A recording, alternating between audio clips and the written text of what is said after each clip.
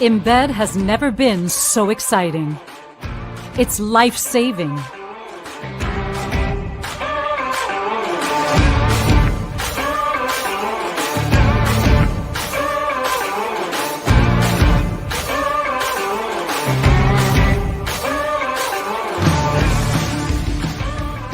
It's life-changing.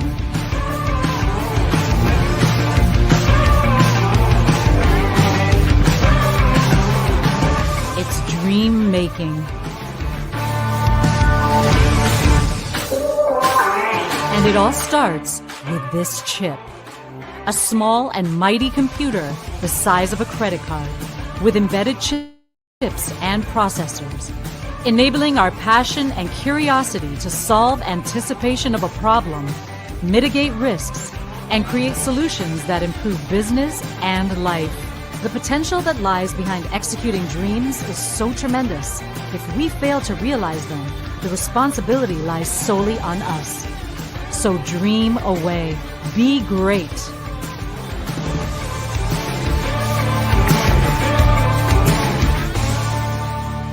Enclustra. Embed with us.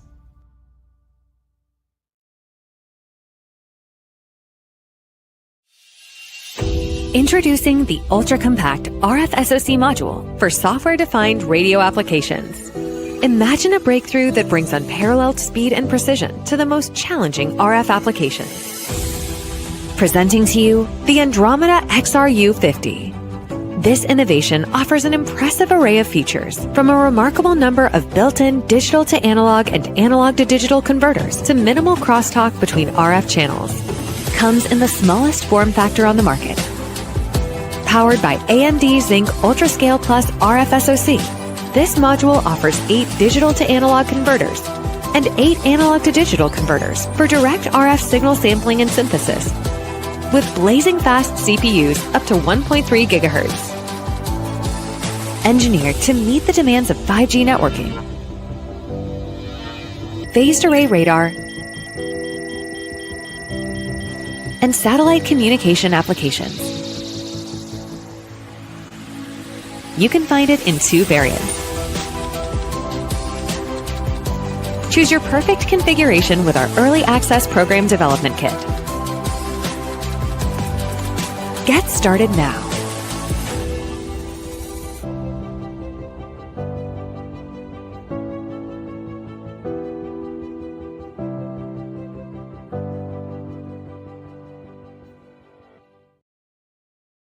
Welcome everybody to another edition to Enclustra webinar series. Our presenter for today's webinar, Dr. Harry Commin, will walk us through an exciting advancement in RF signal processing, doubling RFSoC ADC rate from 5 gigasamples per second to 10 gigasamples per second.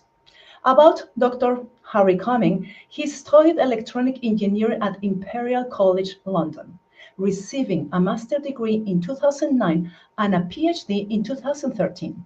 He then spent 5 years working as a consultant, primarily for the UK government, specializing in algorithm development and FPGA implementation of DSP and digital communication systems. Following that, he joined Ericsson at Stockholm, Sweden, where he implemented high-rate DSP for digital radio ASICs used in 5G base stations. He has been with us at Enclustra in Zurich, Switzerland since 2019 as a lead engineer. Welcome to the studio once again, Dr. Harry Commin.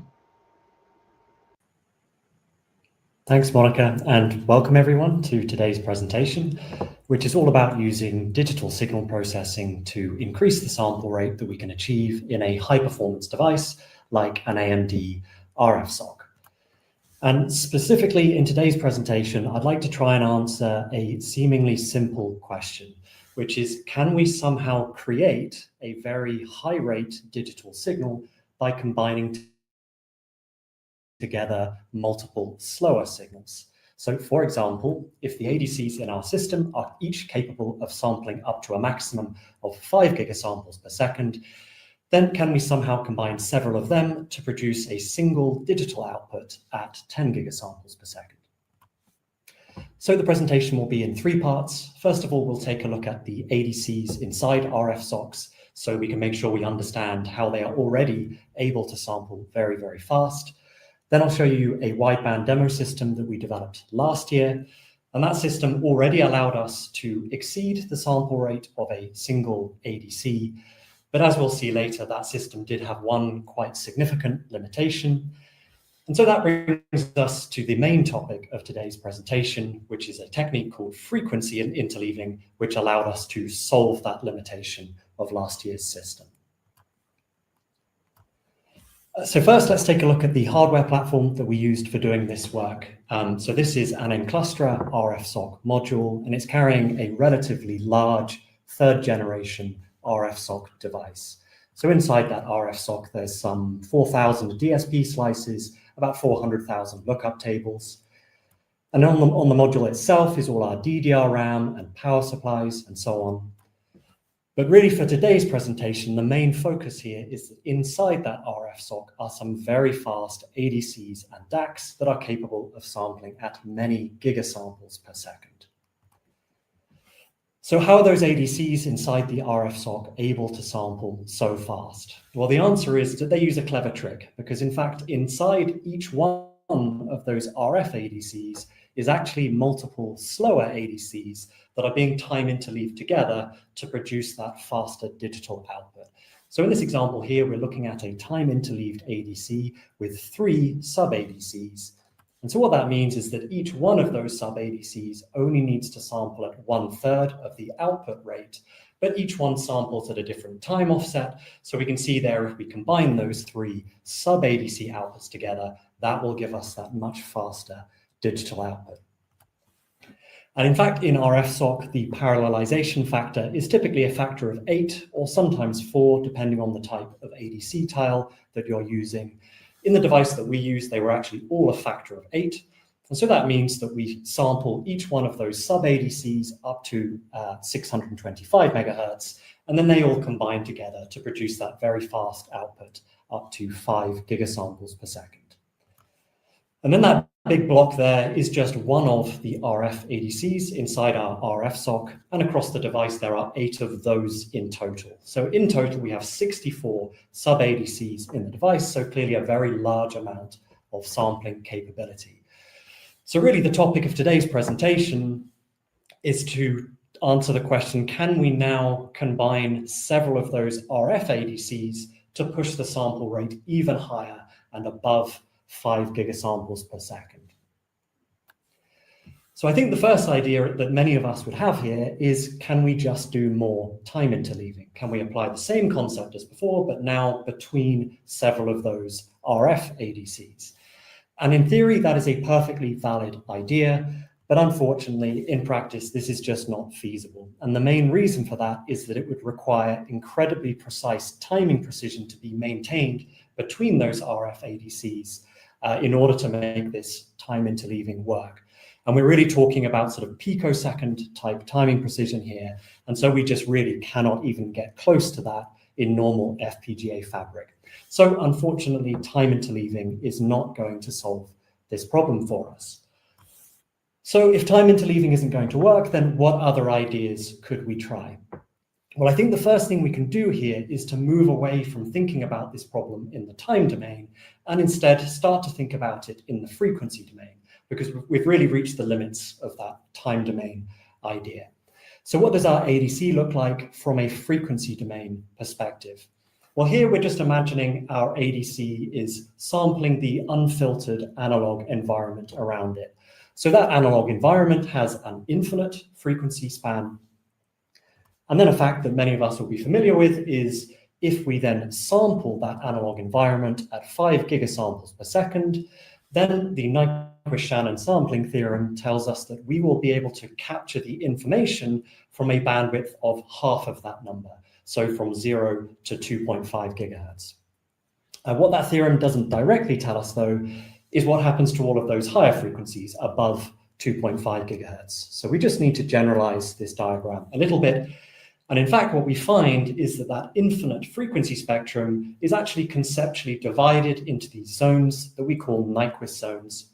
Each Nyquist zone has a width of 2.5 gigahertz, and they stretch all the way out to infinity. And so in fact, what we see at the output of our ADC is actually a superposition of all of those infinitely many Nyquist zones aliased down into the same baseband and added on top of each other.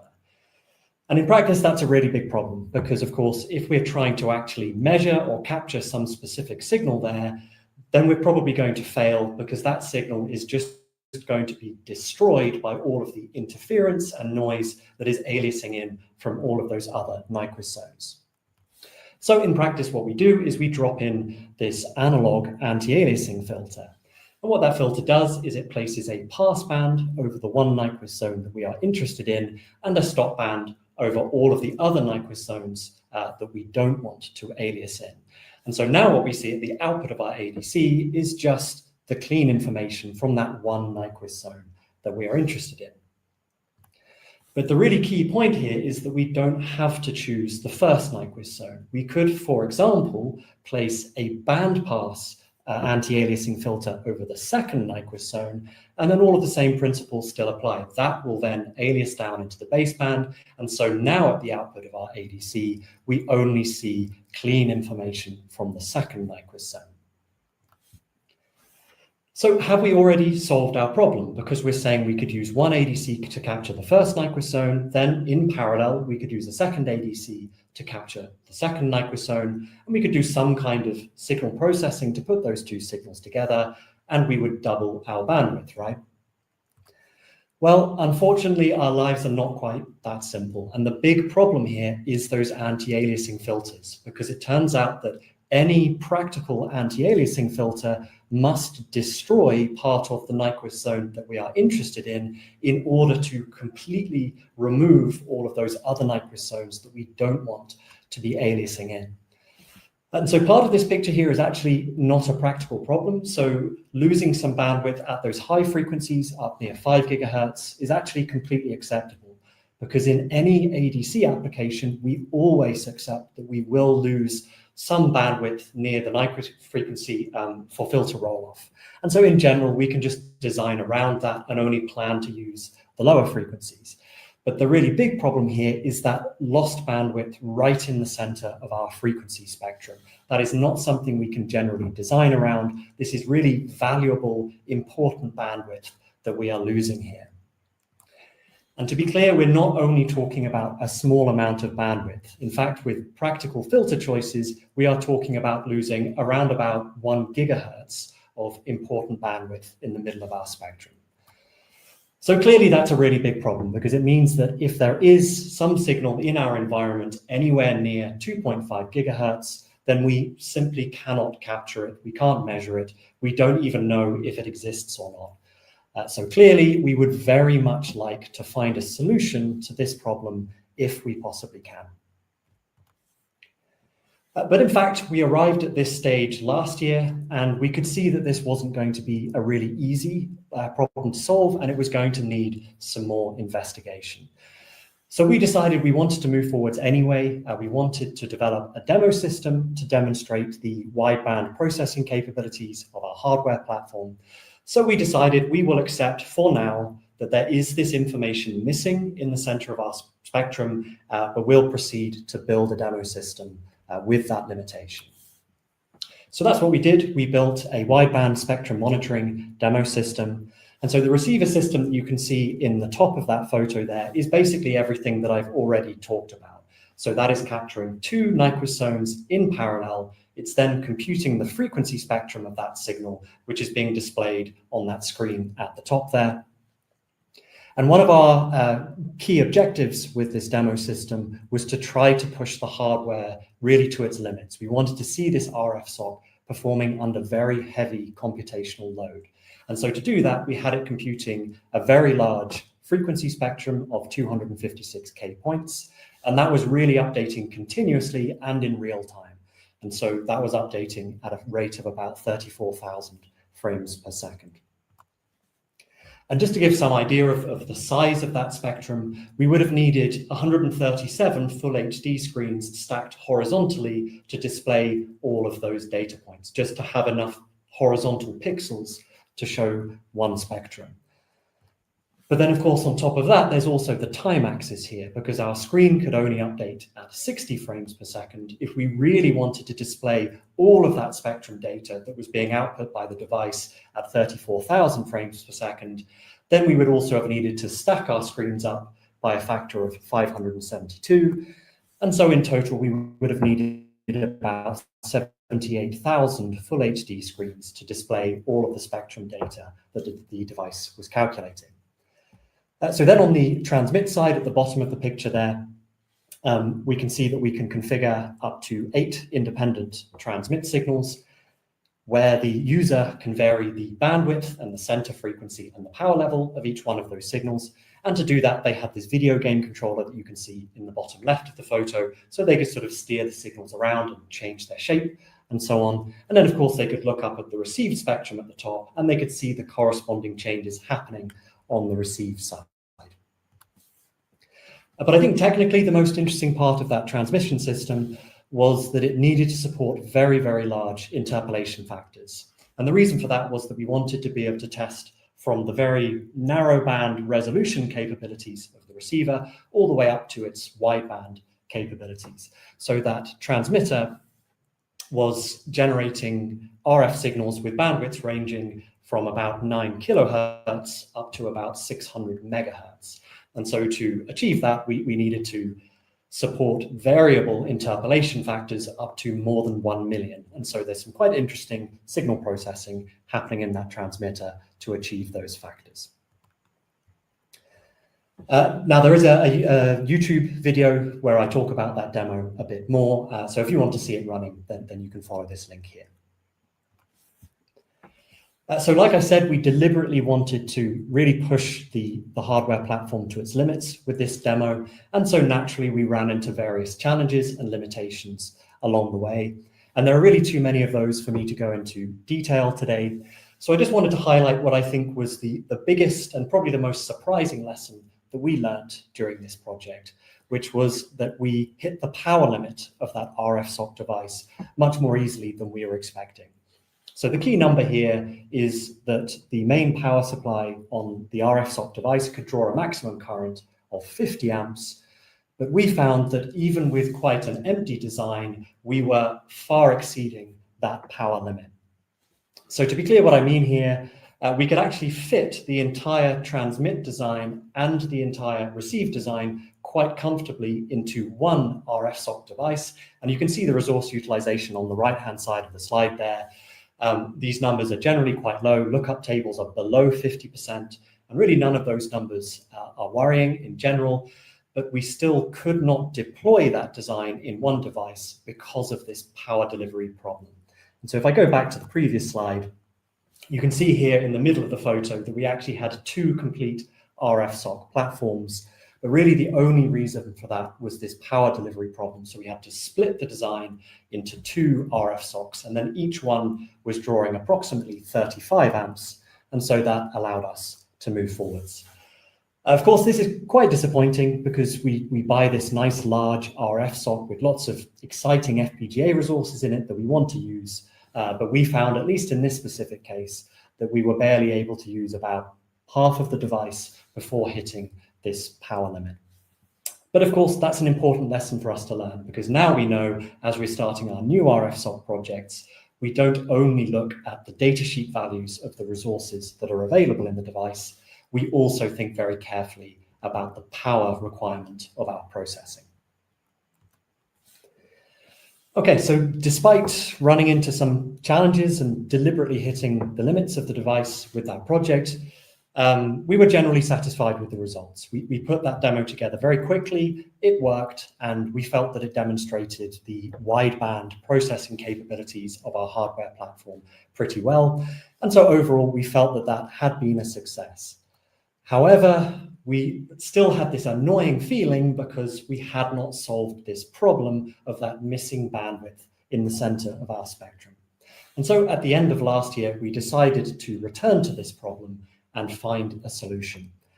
And actually, this project turned into the master's thesis of my colleague, Timon Kaufmann at ETH Zurich. The title of his thesis is there. It should be available for download publicly now. If you can't find it, then please just drop me an email and I will gladly share the PDF with you.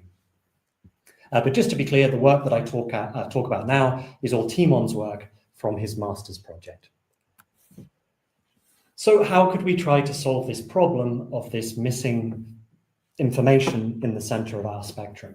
This is really quite a fundamental problem because you fundamentally cannot capture information near the Nyquist frequency. That is unfortunately just how aliasing works, and it's just a limitation of practical filtering. So we searched through the academic literature and we did find some papers where people had solved similar problems using external analog components, especially using analog mixers and some special analog filtering. But we're FPGA engineers. I am primarily a digital engineer, so I really wanted to find a purely digital solution to this problem. And so that's what we did. And I think the solution we found was really quite a simple idea, which was, if we fundamentally cannot capture information near the Nyquist frequency, then why don't we just move the Nyquist frequency? And what I mean by that is that we can now add a third ADC that is sampling at a different rate from 5 gigasamples per second. So for example, if it samples at 3 1/3 gigasamples per second, then now what we find is the Nyquist zones are aligned differently. And in particular, this second Nyquist zone is now centered perfectly on that 2.5 gigahertz frequency gap that we are trying to fill in. And the good news here is that the clean usable bandwidth in that new ADC channel is about 1.33 gigahertz wide. So that's more than enough to fill in that 1 gigahertz gap that we are trying to fill. So this is great news here, because what these diagrams are showing us is that now all of the information can enter inside the FPGA. And once it's in the FPGA, we can do digital signal processing. And so we can start to become quite confident now that we are going to solve this problem. Of course, there are still some practical challenges that we need to overcome here. For example, how do you even combine 3 different signals together to produce one consistent, coherent, and distortionless digital signal? And I think the key word there is distortionless, because more formally what that means is that the frequency responses of all of those anti-aliasing filters must actually add to exactly 1 across the entire frequency spectrum, because if they add to anything else, then that by definition would be a distortion. And to be clear, when I say they must add to 1, they must add to the complex number 1, because these filter responses are complex valued. It is not enough to just ensure that their magnitude responses add to 1. We must also ensure that their phases are going to combine coherently, because if you add 2 signals in antiphase, then they will just destroy each other, which would be a huge distortion. So in theory, what that means here is that we need to have 0 phase across that entire frequency response. Or more practically, actually, all we need is linear phase, because that is basically the same as 0 phase, except that we allow some delay from the input of our processing to the output. But apart from that delay, 0 phase. So can we even make filters that have this property? This seems like a very special requirement, that these anti-aliasing filters need to somehow add up to exactly 1 across all frequencies with some very special symmetry in their overlaps that are going to make that possible. Is this even physically possible? Well, luckily the answer here is yes, this is physically possible, because it turns out that all Nyquist filters have exactly this special property that we need for this application. And this is really a piece of good luck, because if you've heard of Nyquist filters before, it's probably because of a time domain property that they have, which is very important for digital communications. But it turns out that by definition, all of those filters have exactly this special frequency domain property that we need here. So that's some good news, because it means we know these filters exist and we know how to make them.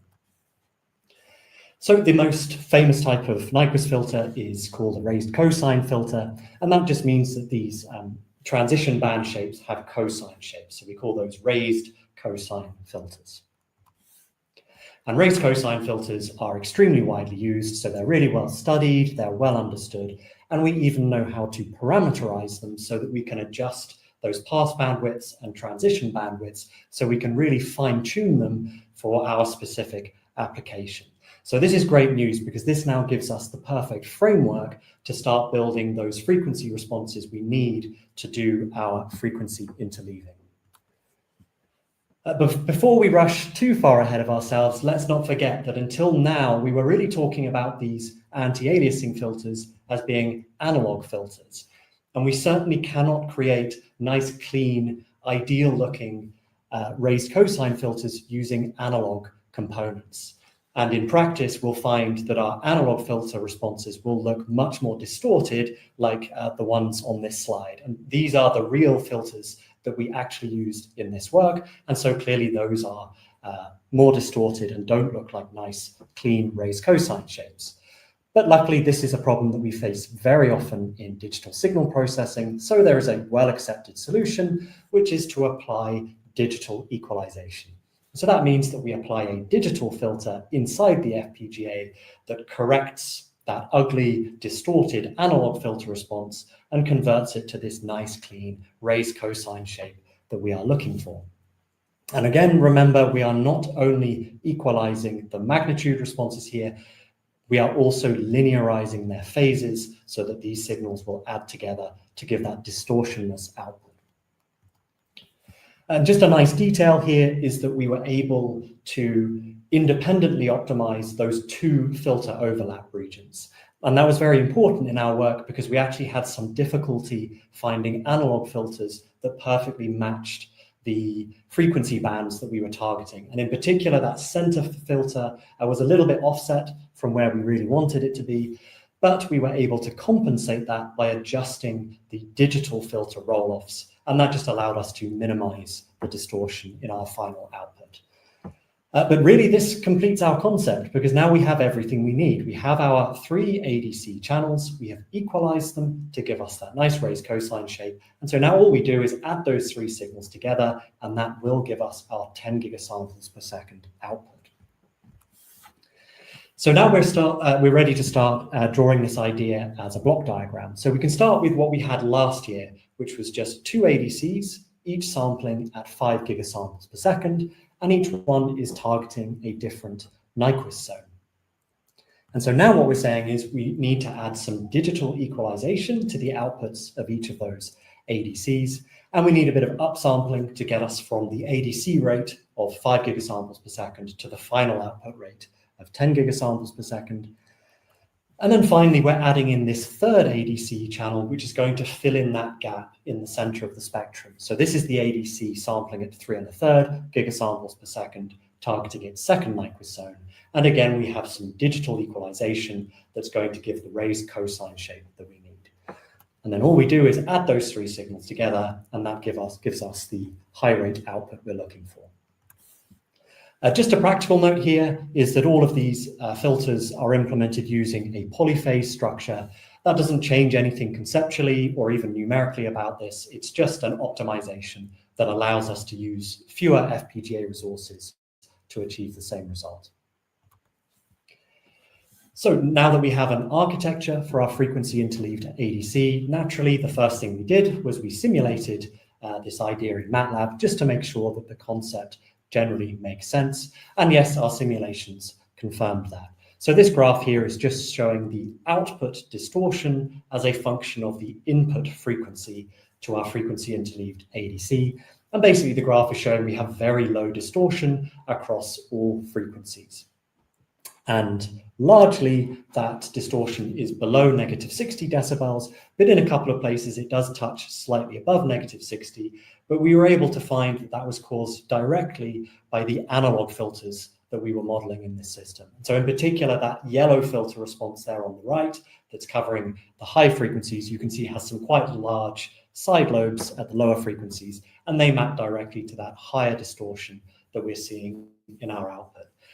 So of course, we could have selected some higher quality analog filters, and that would have pushed down this distortion a bit lower. But really, there was no need to do that because the key result here is that we are not observing distortion from our digital concept. We're really just seeing the fundamental limit of the external analog system that we were modeling. So this is certainly good enough for us to keep moving forwards. So if we want to move forwards now from a conceptual simulation towards a real digital system running in real time, then we need to think a bit more about the digital performance aspects of that system. So the digital part of this system is really just those equalizing filters. And those filters themselves are really just FIR filters. So we need to answer the normal questions we have when we design any FIR filter. So that's questions like how many coefficients should each of those filters have, and what should the values of those coefficients be. So in terms of the number of coefficients, this is really a pure trade-off between performance and resources, because if we increase the number of coefficients in our filter, then that will improve the performance of the equalization, it will decrease the distortion in our output, but in order to do that, we'll require more computation, and so we will need to invest more FPGA resources to get that better performance. In terms of the coefficient values, there are really many different ways that we could calculate the equalizer coefficients in a system like this, but I would say the one key ingredient that all of the good practical techniques must have is that they must rely on calibration. And the reason for that is that all of these analog filters, and in fact the whole analog front end, will tend to have some variability as a function of component tolerances and temperature and so on. And so if we want these equalizers to work really well, then they cannot just rely on datasheet values for those analog components. We really need to measure the true distortion through that analog front end by injecting a known calibration signal and measuring the distortion. So the key is calibration, which means we need some kind of hardware setup to allow us to inject those calibration signals into the receiver. Now, ideally to do this, we would use some kind of very high quality calibrated RF signal generator.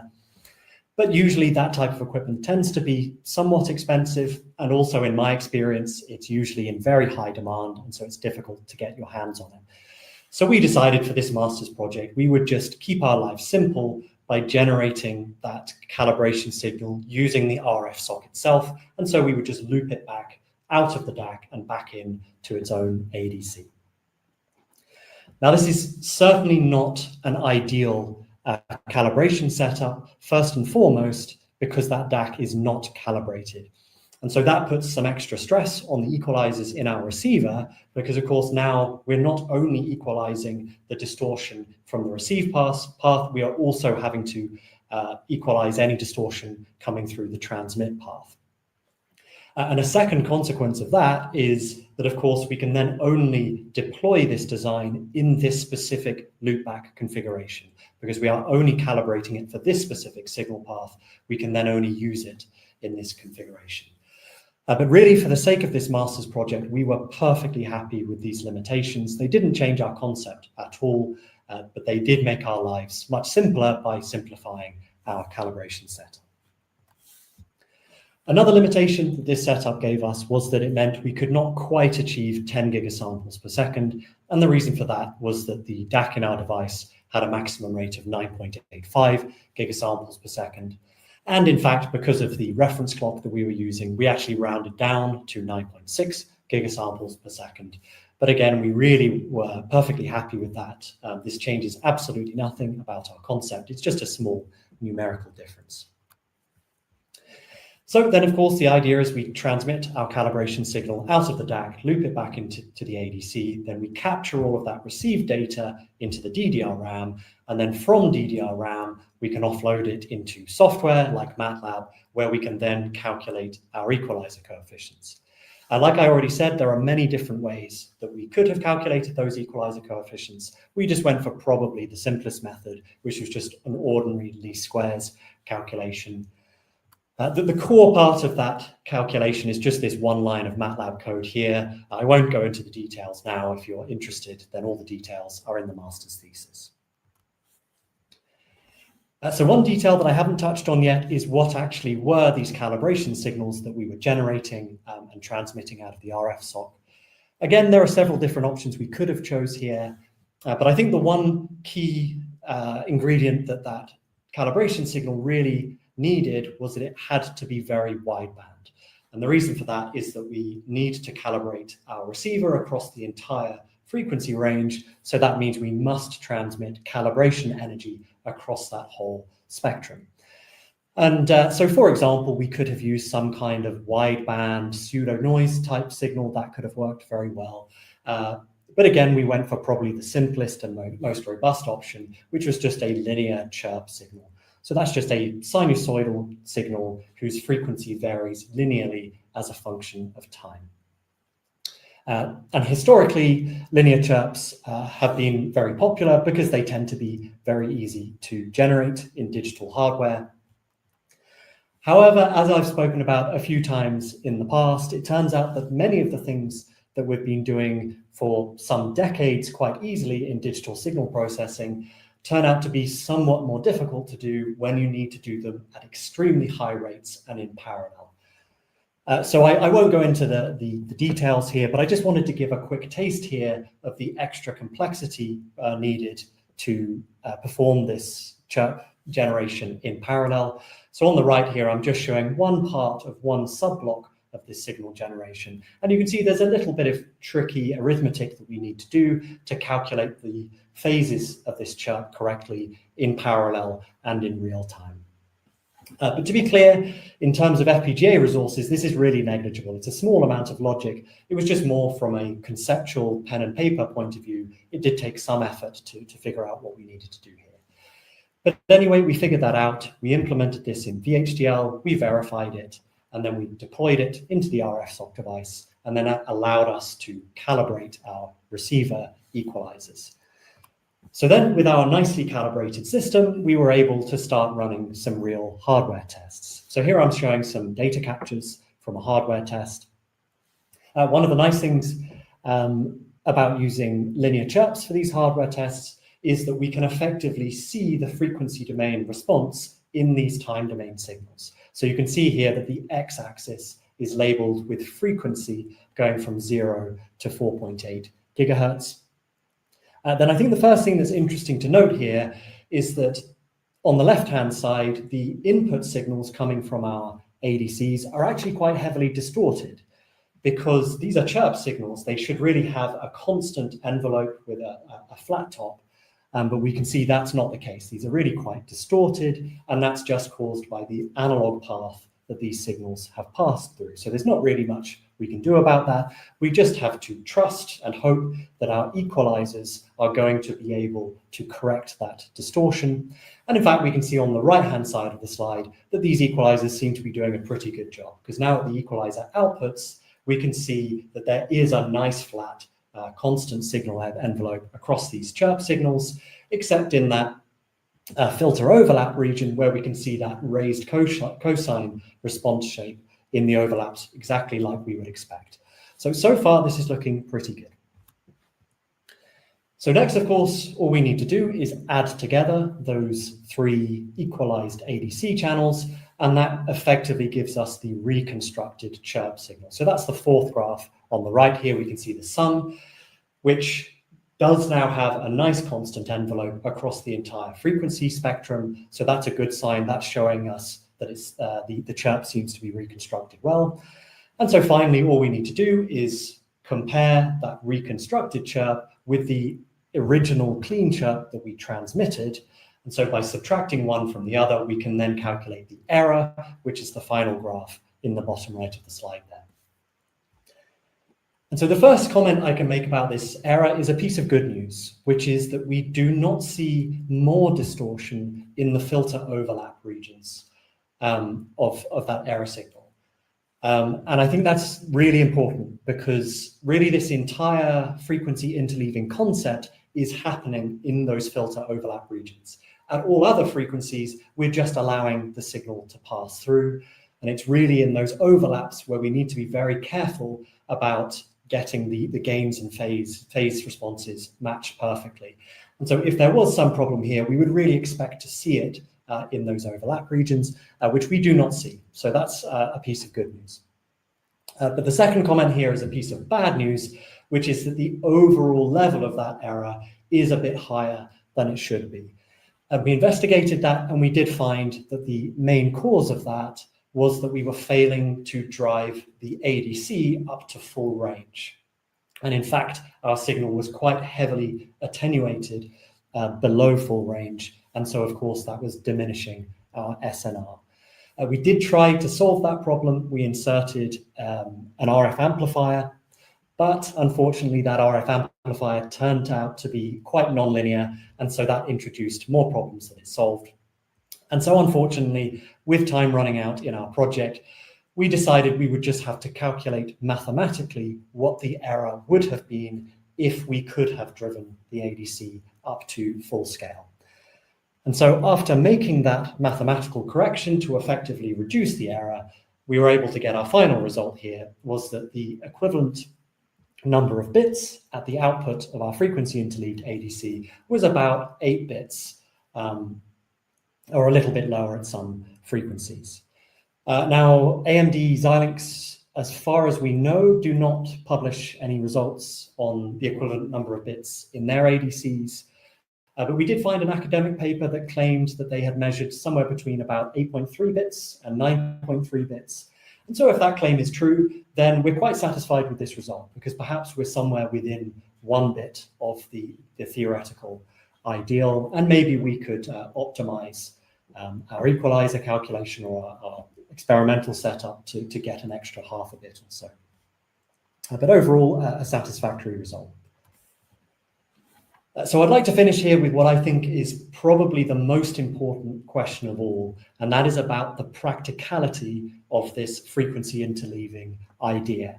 And this really brings us back to that question of how many coefficients do we need in those equalizing filters in order to get sufficient performance, in order to get that distortion down to those levels that we measured.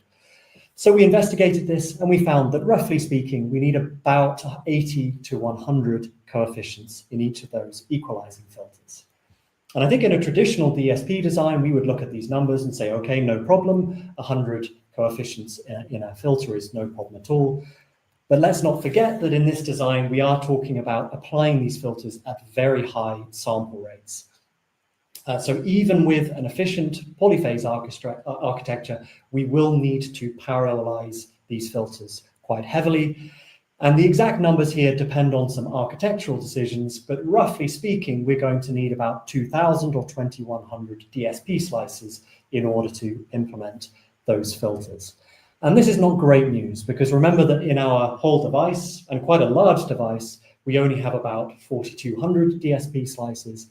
And so we're talking about wiping out 50% of all of our DSP slices just to acquire our signals. So that's before we've even really started to do any processing on that signal. But nonetheless, there are still some 2,000 DSP slices remaining afterwards. And so there is quite a lot of potential there to do more processing. And so we do think that there are some practical applications for this frequency interleaving idea.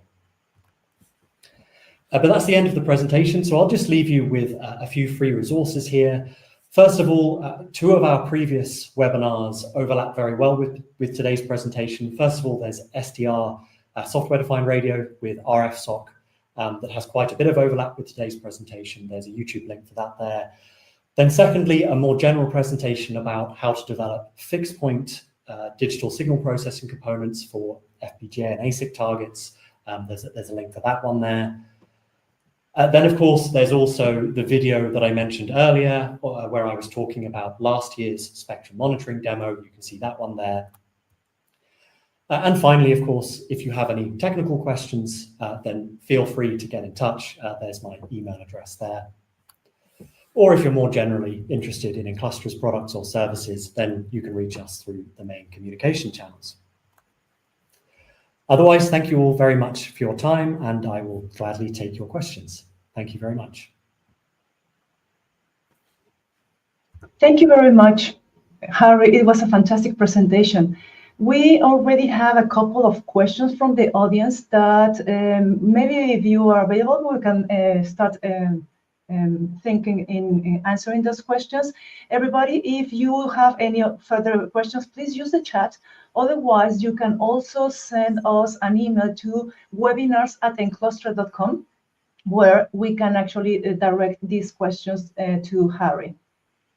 And Harry, if you will, I have a very first question that it says, since the ADC input was attenuated, did you consider the consequences for auto-calibration? Did you try disabling it? So this is a great question. The short answer is that we did not have time to take this into account. I know what you're referring to. This is the RFSoC's own calibration for its time interleaved ADCs. We have experimented with that with last year's demo, but we did not take that into account with this project. It is possible that that was causing our results to be a little bit worse. We did not try disabling it. We really should have. So that's a great question, and it's very much on our to-do list of what we want to test later this year. Fantastic. The second one that we have here is, how do you handle channel-to-channel mismatch, such as gain, offset, or timing skew between the different ADCs? Yeah, so that all comes out in the equalizers. So those are all linear effects, basically. Gain and delay mismatch, those are all linear. So as long as they don't vary as a function of time, so as long as they don't vary after you do your calibration, then the equalizers will fix all of that for you. Of course, if they do vary after you've done calibration, then you would need to either recalibrate or have some kind of adaptive calibration. But basically, the equalizers solve those problems. Fantastic. The third one, how scalable is this frequency interleaving approach? Could the technique be extended beyond the 3 ADCs? Yes. So that was one of our big goals here, was to make something that is fully scalable. So this is infinitely scalable in theory. Of course, in practice, we'll hit practical limitations at some point, but the whole concept does work. There's a little bit of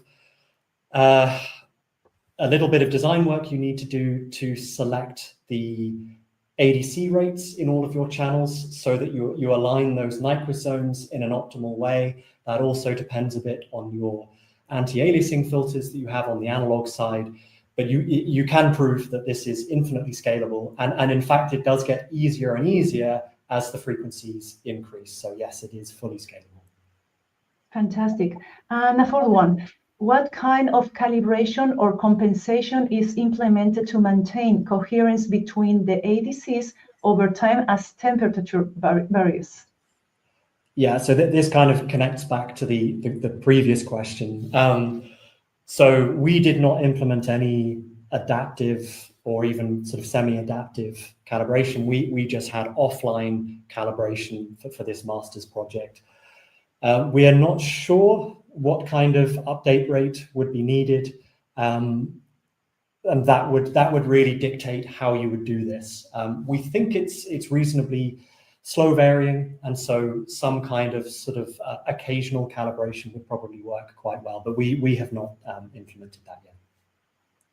Fantastic. Well, we don't have any more time for some questions. If the audience has any more questions, we can always respond to you directly on the webinars at Enclustra.com, where Harry can help us to answer all these questions. In the other hand, as Harry mentioned as well, you have available in Enclustra.com, you have available this presentation if you want to download it. If you have any projects as well, please send us an email to sales@enclustra.com, and we can make sure that our team of engineers, they can set up a meeting with you.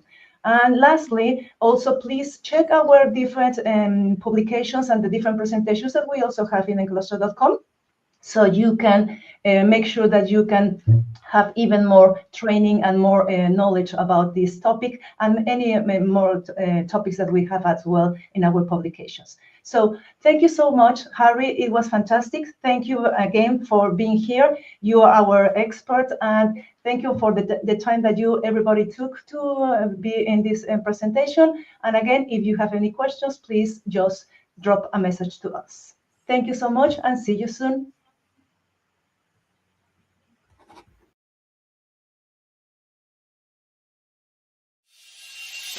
Introducing the ultra-compact RFSoC module for software-defined radio applications.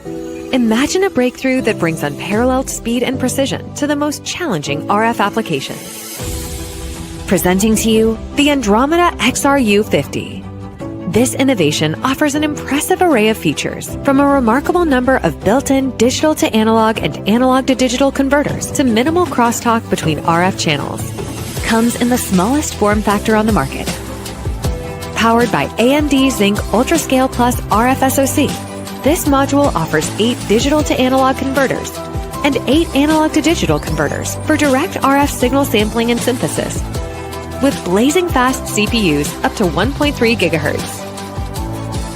Engineered to meet the demands of 5G networking, phased array radar, and satellite communication applications. You can find it in 2 variants. Choose your perfect configuration with our Early Access Program Development Kit. Get started now.